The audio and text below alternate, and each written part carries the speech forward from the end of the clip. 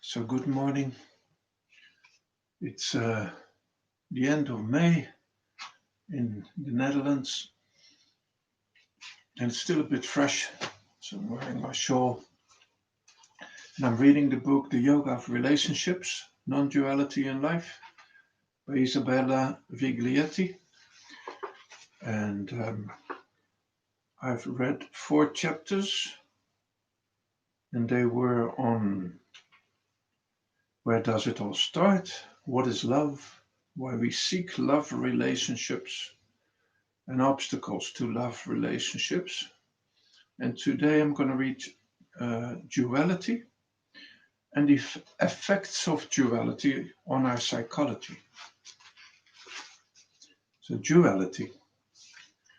Vedanta contends that inquiry with a valid independent means of knowledge for understanding the experiencing psychological self, the witnessing self, and the field of existence offers the only permanent solution to the problem of suffering. It's a time-tested body of knowledge that answers our existential questions. When you're no longer confused about the nature of reality, all relationships work nicely. There are other solutions, but this one works if you're qualified and properly motivated. Before we investigate what self-inquiry entails and why it offers a solution for our existential problems, we must first inquire into duality and see why it impacts us the way it does.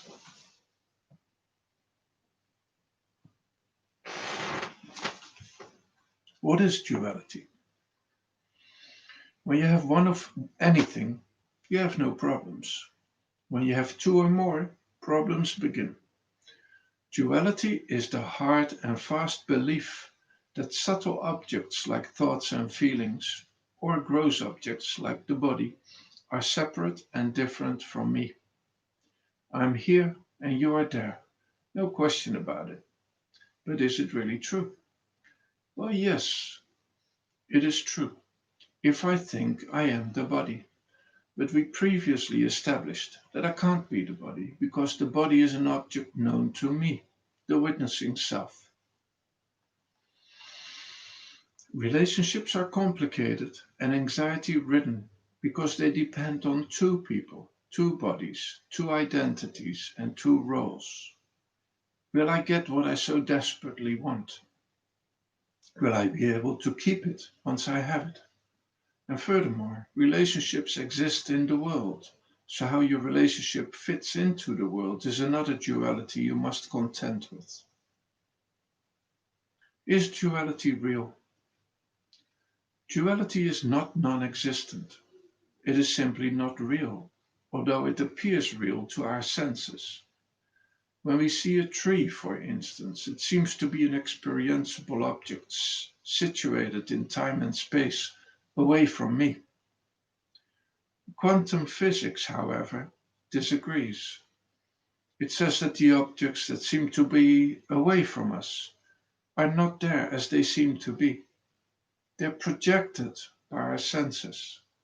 To arrive at this conclusion, it uses instruments to measure the behavior and constituent elements of objects and inference to remove them. For instance, you can remove a shirt by looking at it from the level of the cotton of which it is constituted.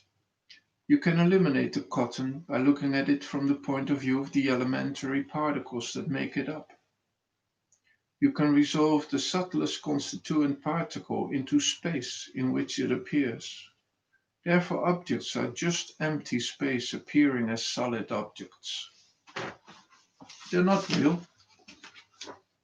meaning they appear and disappear. Objects seemingly exist when they appear, and they seemingly cease to exist when they don't.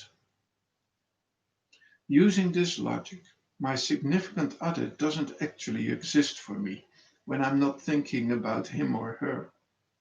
And when I am, I'm only in a relationship with the Jane thought or the Peter thought. Jane or Peter is not coming into my mind and interacting with me. I'm interacting with my thought of them. They only exist as far as the thought of them is meaningful to me. But Maya creates a sense of duality and makes it seem as if I'm relating to a real person out there. Duality is the experience of objects away from me, and non duality is the knowledge that objects are not separate from me. They are not separate because objects are just thoughts. Thoughts are knowledge, and knowledge is the observing consciousness, because you can't have thoughts unless you are conscious. When you're dead, you aren't thinking, does my husband or my wife is just me? The me is not the person I think I am. It too is a thought. It is the self, witnessing existence consciousness.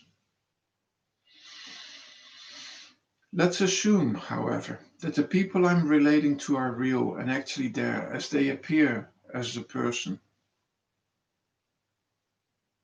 Even in this case, the objects change while they are appearing.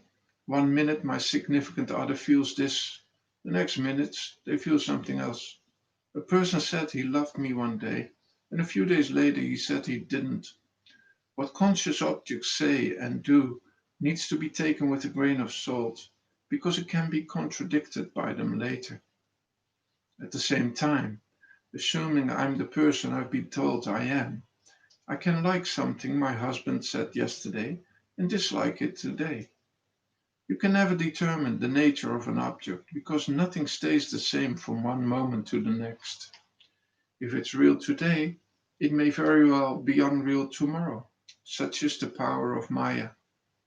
It deludes and hypnotizes us into thinking that what is only apparently real is actually real, and what is actually real, the self, changes.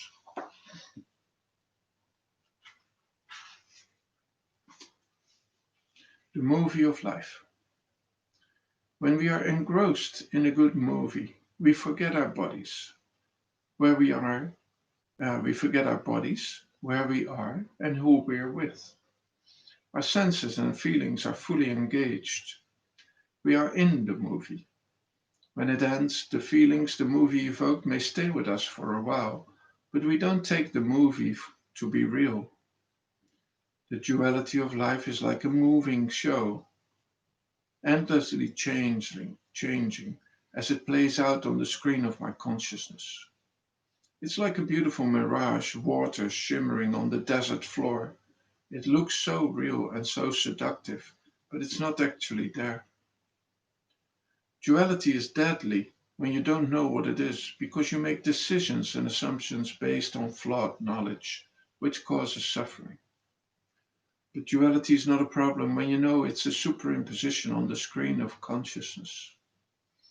All you need to discriminate is the knowledge of the difference between what is real, the ever experienced, unchanging, witnessing I am, and the changing, reflected person that I've been conditioned to think that I am.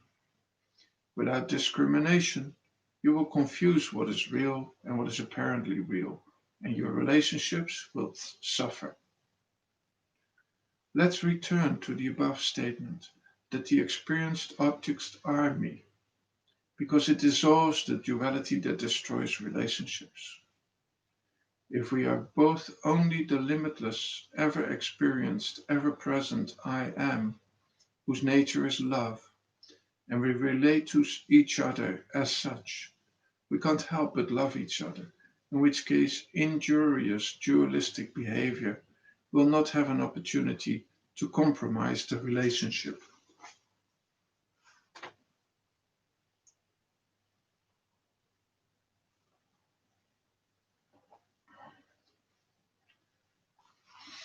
Why it's important to negate duality.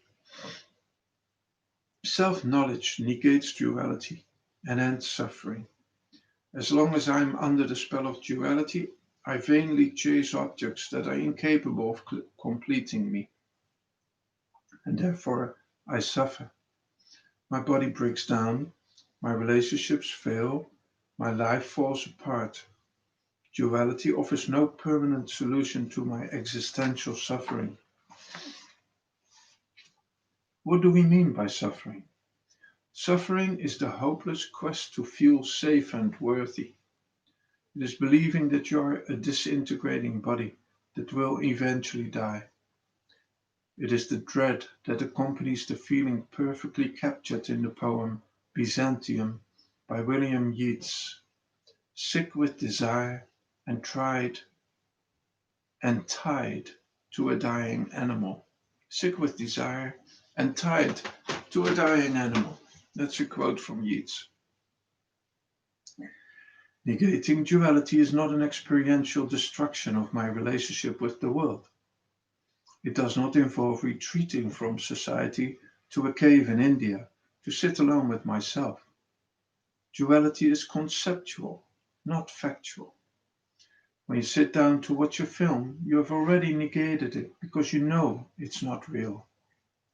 Apart from some temporary changes to your mind and emotions during the screening, you return home basically unchanged once the film ends.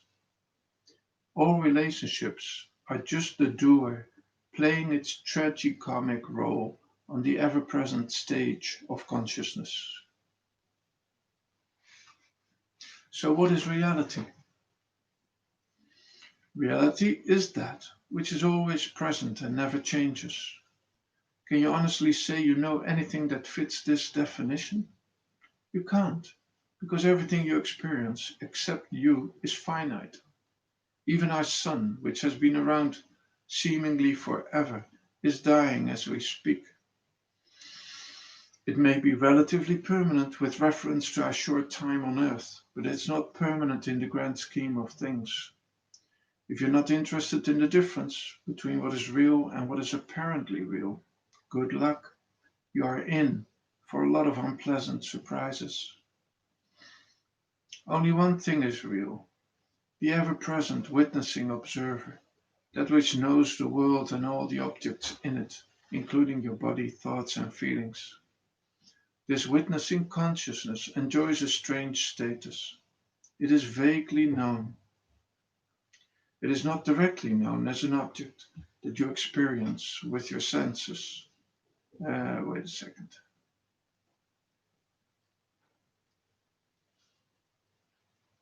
It is not directly known as an object that you experience with your senses, but it is not unknown either, if you think about it. It is your existence, your consciousness. You know very well that you exist and that you are conscious, but the significance of this knowledge is not fully appreciated in terms of your relationships with the world. So this known but unknown knowledge can't keep you from suffering. My existence consciousness is of the nature of non-dual love. If I know that I am love, I won't seek love. If I don't seek love, I won't suffer the anxieties of love. Nothing is meaningful unless I exist. And since I am immortal, my love is immortal. I have no choice but to always love myself. And since you and I share the same existence, we share the same unquestionable love. Knowing that we are non-separate means that I have no choice but to love you.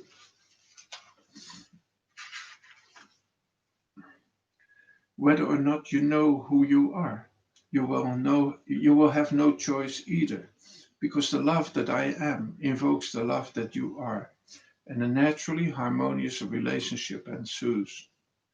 Therefore, if you want to be loved, love yourself.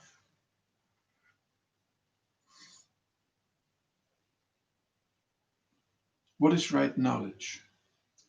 What you don't know, you don't know. This is either the most helpful or the most dangerous knowledge. Wrong knowledge is I am an incomplete, needy person. Right knowledge, our saving grace, is I'm whole and complete, non dual love itself. If I don't know that I don't know this, I'm doomed to suffer, and my relationships will follow suit. If I do know that I don't know it, and I understand the benefit of this great knowledge, I can pursue self inquiry, eliminate my suffering, and enjoy uplifting, harmonious relationships. It's as simple as that. To get right knowledge and remove the fear of change, I need self inquiry because it focuses my attention on me, not on my relationships with the world. It helps me to understand my relative nature, which appears as my conditioning. It does not destroy my conditioning. We are conditioned till the day we die. My personal self is nothing but conditioning. Without it, I don't exist as a person. Self inquiry makes it clear which tendencies are helpful and which are harmful for self knowledge, and provides tools for removing unhelpful conditioning and enhancing helpful conditioning. And here's a quote: But seek ye first the kingdom of God and his righteousness, and all these things, material provisions, shall be added unto you.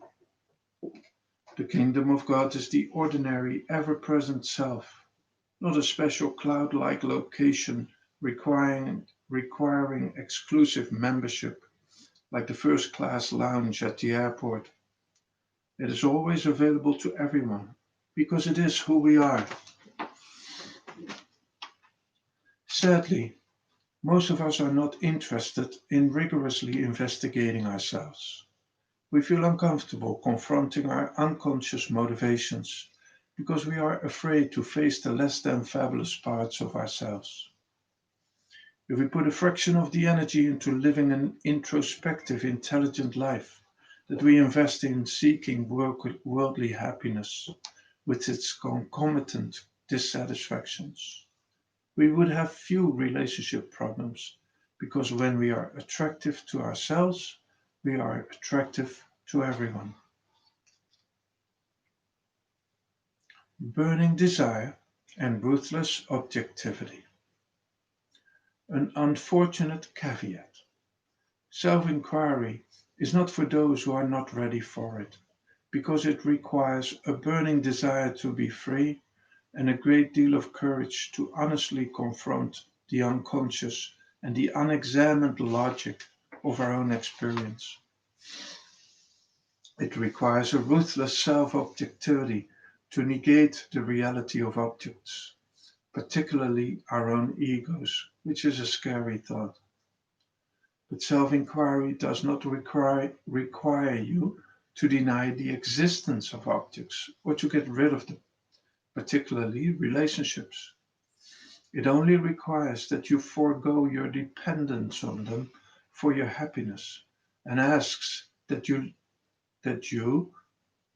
look to yourself for happiness, which allows you to contact objects happily and not for happiness.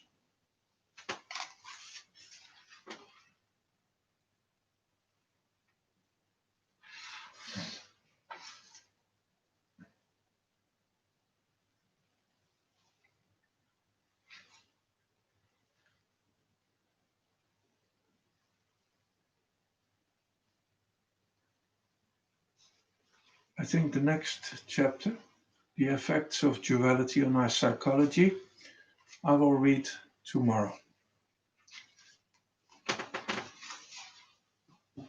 So I hope you have a good day. Bye for now.